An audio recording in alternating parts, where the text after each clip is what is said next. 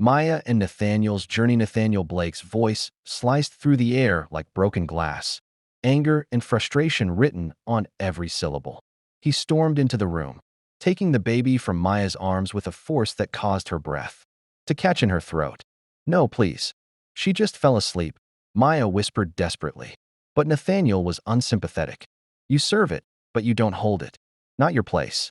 Maya's heart pounded as Lily, the baby girl she had been looking after, screamed the moment Nathaniel took her from her arms. The child, small and vulnerable, twisted in his grip, terrified. Maya's instincts screamed to take her back, but Nathaniel's cold stare kept her frozen. Nathaniel seemed to soften slightly as he glanced down at Lily, but the baby's cries seemed to break something within him. Reluctantly, he handed Lily back to Maya, who cradled her against her chest. The crying ceased almost instantly as the baby relaxed in her arms. As the days passed, Maya found herself navigating the complicated terrain of her relationship with Nathaniel. His wealth, power, and aloofness contrasted sharply with Maya's quiet, steady care for Lily. But as the days wore on, Maya began to see cracks in Nathaniel's hard exterior. He watched her from a distance, unsure of how to connect with her. Over time, Nathaniel realized that Maya's presence was not just that of a caretaker. She was becoming a crucial part of their lives. Maya's unwavering care for Lily, her ability to provide comfort when nothing else worked, began to change things in Nathaniel's home. One night, after a tense conversation, Nathaniel apologized to Maya. "I was wrong," he said, his voice softening. "I treated you badly, and I see that now." Maya, though still guarded, nodded. "Lily needs me," she replied firmly. "I'm staying for her, not for you." The mornings at the Blake estate began to change. Maya no longer felt like an outsider in a foreign mansion. The house, once cold and impersonal, began to feel like home in small ways. Nathaniel, though still distant, began to acknowledge her presence more. There were no grand gestures, but small shifts, a shared cup of coffee, moments of silent understanding. As Maya and Nathaniel started to understand each other better, their bond grew. One evening, Nathaniel sought out Maya's insight for a new project. He had started an initiative to help single mothers, and Maya's voice, grounded in her own experiences, was invaluable. "I don't know what to do," he admitted, looking at her with a mix of vulnerability and curiosity. "I don't understand what it's like to be a single mother. But I think you do. Can you help?" Maya hesitated, but then nodded. "I'll help, but I won't do it quietly. I need to be involved, not just as a consultant, but as a voice." And so, Maya became more than just a nanny. She became integral to Nathaniel's work, helping to shape the app, the community, and the lives of those who needed it most. Through this, she began to see her own worth, not just as someone who had been overlooked her entire life, but as someone capable of building something real. Weeks passed, and Maya's role in the company continued to evolve. Her connection with Nathaniel deepened, though it was complicated.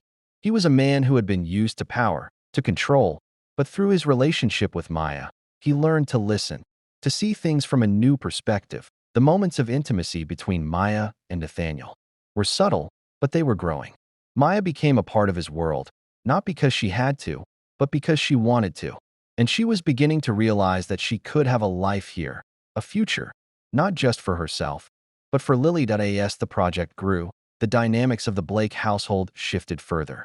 Lily, who had once only slept when Maya held her, now trusted Nathaniel as well. He began to see that love wasn't about control or status. It was about presence, consistency, and genuine care. One evening, after a meeting with the app's development team, Maya was called to Nathaniel's office. He had been reviewing her notes and wanted to incorporate her ideas into the next phase of the project. "I've been thinking about what you said," he told her. "You understand what people need because you've been there. You've lived it. I need your voice on this." Their collaboration became more than just professional. It was personal, and they began to trust each other more deeply. Maya's insights helped shape the app, but Nathaniel's vulnerability, his willingness to listen, allowed their relationship to evolve beyond the confines of work. Maya found herself torn between her growing feelings for Nathaniel and her commitment to Lily. She was no longer just a caregiver. She was a woman with dreams, ambitions, and desires of her own. And as Nathaniel started to open up to her, sharing more of his past and his fears, she realized that he, too, was learning how to trust, how to love without walls. But the past wasn't easy to escape. One day, after Nathaniel's ex-wife Claire came back into the picture, Maya was forced to confront her feelings of insecurity. Claire, though distant, had a presence that made Maya question her place in Nathaniel's life.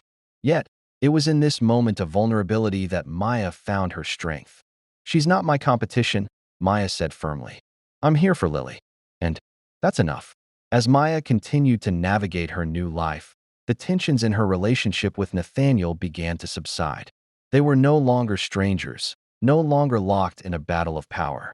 Instead, they were partners, navigating the complexities of their worlds together. Maya's journey was no longer one of survival. It was one of building a future, a family, a life. By the time Nathaniel took Maya with him to New York for a business trip, their connection had transformed.